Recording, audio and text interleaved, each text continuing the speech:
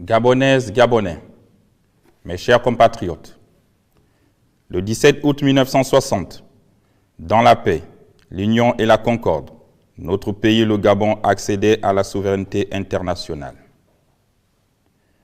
En ce jour de ferveur et d'allégresse patriotique, j'ai une pensée profonde et une vive émotion à l'égard de feu le président Léomba, père de l'indépendance, et de feu le président Omar Bongo Ondimba, père de la rénovation. En effet, malgré le temps qui passe, leur voix continue inlassablement de nous rappeler nos devoirs envers notre mère patrie, le Gabon. Il y a 64 ans, le premier président de notre pays, en proclamant à la face du monde l'indépendance du Gabon, s'adressait ainsi au peuple gabonais. En ces heures solennelles, où notre pays va naître à son nouveau destin, je prie Dieu qu'il nous accorde la fécondité dans nos ménages, la paix dans nos cités, l'abondance dans nos campagnes, la sagesse et la vertu qui font la force des nations, c'est-à-dire l'union, la discipline, le travail et la justice. À cet instant où je m'adresse à vous, il est aussi de mon devoir d'avoir une pensée pleine d'humanité à l'endroit de nos compatriotes qui se trouvent soit affaiblis par la maladie, soit éplorés par la perte d'un être cher, soit accablés par les difficultés diverses de la vie. Mes chers compatriotes, nos prédécesseurs précités et tous ceux qui ont animé la vie politique et publique de notre pays ont contribué à jeter les bases de l'édifice dans lequel nous évoluons depuis 64 ans. Ils représentent jusqu'ici les lumières qui ont éclairé notre chemin vers la paix, la concorde et la cohésion nationale. Aussi, je reste profondément convaincu que les errements regrettables de ces dernières années ne seront bientôt qu'un lointain souvenir de l'histoire de notre pays. Grâce au coup de la libération du 30 août 2023, notre destin commun a pris un tournant décisif, plein d'espoir. Tout comme l'expression de notre souveraineté à travers le monde est progressivement en train de se reconstruire.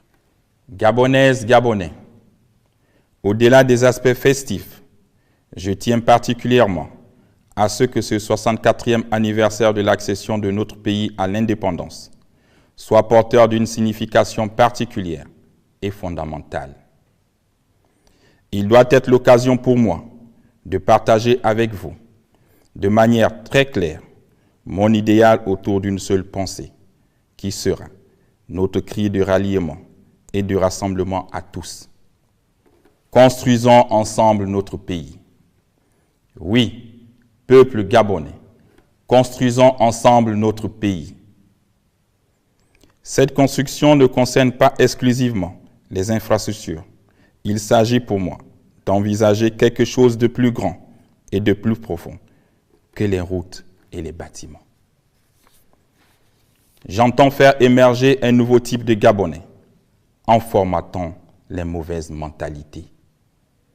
À ce titre, il me plaît de vous présenter 5 objectifs majeurs, résumés ainsi qu'il suit. Enraciner le Gabon dans l'état de droit, redonner à notre pays ses lettres de noblesse, garantir le droit à l'éducation et à la santé pour tous, redonner l'espoir à la jeunesse, restructurer l'économie nationale afin de garantir à tous une vie digne. Peuple gabonais, la restauration des institutions est la devise du Comité pour la transition et la restauration des institutions. Elle commande que l'intérêt supérieur de la nation passe avant nos aspirations personnelles. C'est pourquoi la nouvelle Constitution, issue des recommandations du dialogue national inclusif, constitue une opportunité pour construire notre pays. Dans les jours à venir, un référendum sera organisé et nous serons appelés à nous prononcer. Je vous invite à y participer massivement. Mes chers compatriotes, la restauration de la dignité du peuple gabonais passe également par la réappropriation de son économie. Pour atteindre cet objectif vital, il va falloir faire des choix et définir nos priorités. Tout d'abord, il est fondamental que le Gabon entre dans un nouvel écosystème de travail en s'appropriant les petits métiers qui sont d'immenses gisements de création de richesses. Ceci permettra de résorber significativement le chômage des jeunes. Puis, il y a la reconquête économique de notre souveraineté, qui passe par la maîtrise de nos ressources naturelles, comme bien d'autres pays ont déjà réussi à le faire.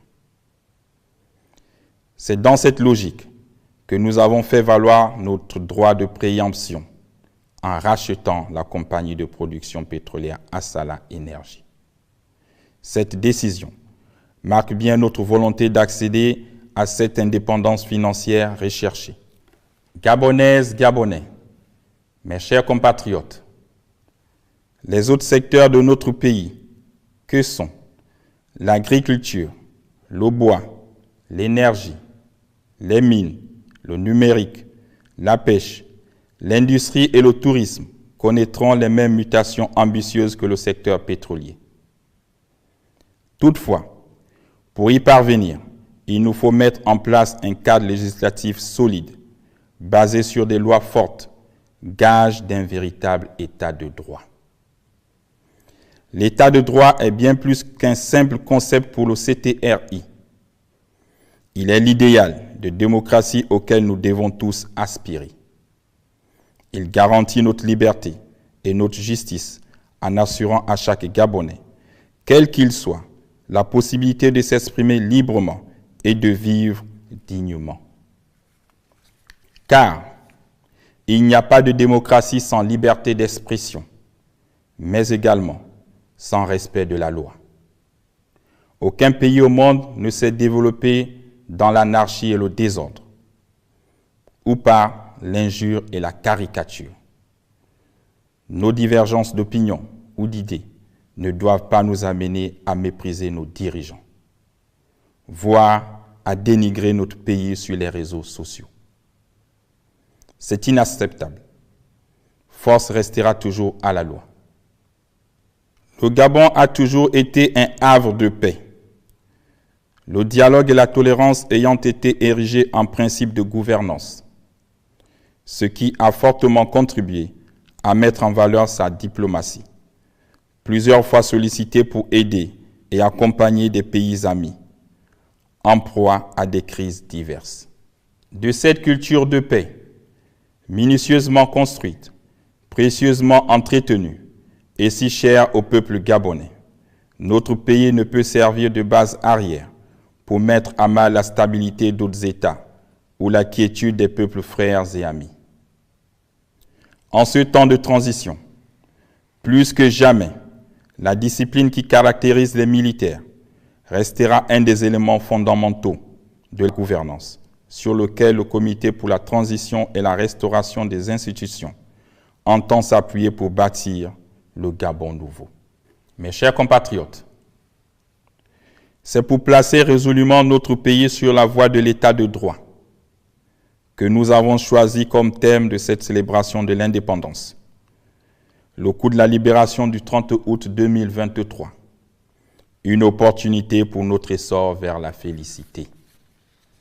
Cette thématique très pertinente est pour moi une façon de souligner l'implication de l'armée dans la construction de l'état de droit et de la démocratie. Je m'en réjouis profondément, car cela donne tout son sens à notre action du 30 août 2023. Pour cette 64e édition de l'indépendance, nous brandirons avec fierté la capacité de l'armée à protéger nos concitoyens et à garantir l'intégrité de nos frontières. N'oublions jamais que la plus grande force d'un militaire réside d'abord dans son attachement indéfectible à la patrie et à ses compatriotes. Gabonaises, Gabonais, mes chers compatriotes, encore une fois, construisons ensemble notre pays en mettant de côté tout ce qui peut nous diviser. L'histoire de notre pays, écrite depuis la nuit des temps par les mains de nos ancêtres, magnifie l'invincible espoir qui ouvre la voie à notre essor vers la félicité. Bonne fête de l'indépendance. Honneur et fidélité à la patrie. Vive le Gabon éternel. Je vous remercie.